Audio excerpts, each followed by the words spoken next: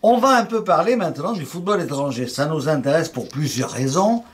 D'abord, il y a le tirage au sort de la Coupe du Monde vendredi. On saura enfin avec qui l'équipe de France va tomber. Bon, il y aura les poules, et dans ces poules-là, l'équipe de France aura 3 adversaires. On va les découvrir. Alors, il faut souhaiter, mais enfin, c'est le problème des chapeaux, hein. On n'aura pas 3 adversaires faciles. Parce que il y a la répartition de ce qu'on appelle les chapeaux, les très bons, les moyens et les faibles. Et on en aura un de chaque catégorie. Je pense qu'on sera quand même dans les têtes de série, probablement, puisqu'on tient compte des éliminatoires, certes, mais du dernier classement de la dernière Coupe du Monde, comme la France est finaliste. Enfin, on verra bien tout ça vendredi. Pour le reste de l'actualité internationale, on a eu ce week-end 2 gros matchs, un en Angleterre, Arsenal-Chelsea, l'autre en Espagne, Barcelone contre le Real Madrid. Alors, pour ce qui concerne l'Angleterre, moi j'ai vu les 2 matchs en plein, hein, j'ai suivi à la télévision. On s'aperçoit d'une chose tout de même, c'est que Arsène Wenger, que j'aime bien, qui est un copain, eh bien Arsène Wenger, depuis des années, s'évertue, mais il a raison d'une certaine manière, à recruter surtout de bons footballeurs, de bons techniciens, des gens qui jouent bien au ballon, qui plaisent, qui font du spectacle, au détriment des costauds. Il n'y a pas un homme de muscle dans l'équipe de, enfin j'exagère peut-être, mais dans l'équipe d'Arsenal. Alors, quand vous jouez contre Chelsea, avec des Essiens, avec des Drogba, avec tous ces mecs qui au milieu, derrière et devant sont costauds, eh bien vous ne supportez pas forcément le choc.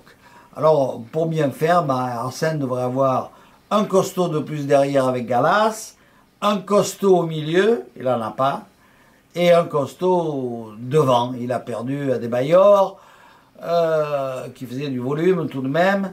Alors c'est vrai qu'avec des Nasri, des Fabregas et tous ces gens-là, on voit du beau ballon. Mais parfois, et surtout au niveau du championnat anglais, c'est insuffisant. Et j'ai peur que ce soit cette différence qui a fait perdre Arsenal. 3-0, c'est quand même lourd. Et on peut regretter cette façon de voir les choses, peut-être un peu.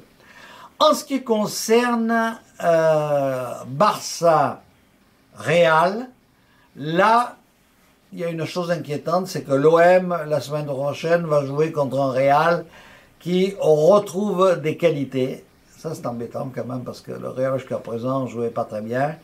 Là, ils ont montré à Barcelone qu'ils pouvaient parfaitement réagir.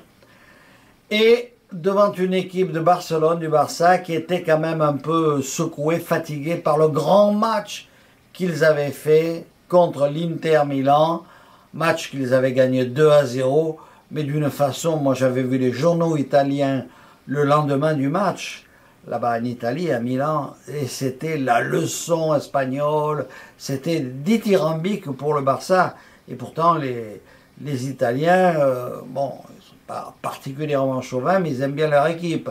Et là, on est nul par rapport à l'Inter, je me souviens des déclarations, par rapport au Barça, et je me souviens des déclarations de Mourinho disant on a 5 ans de retard par rapport à Barcelone, etc.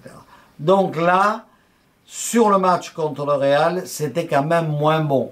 Mais il suffit qu'un mec de grand talent, comme Ibrahimovic, réceptionne ce centre, enfin réceptionne même pas, il reprend de volée de l'intérieur du pied et marque ce but superbe. Il aurait suffi d'un exploit de Messi ou d'Iniesta pour que... Mais bon, ils ont quand même gagné, ils sont quand même leaders du championnat d'Espagne et je crois qu'ils le resteront et c'est quand même bien pour le football.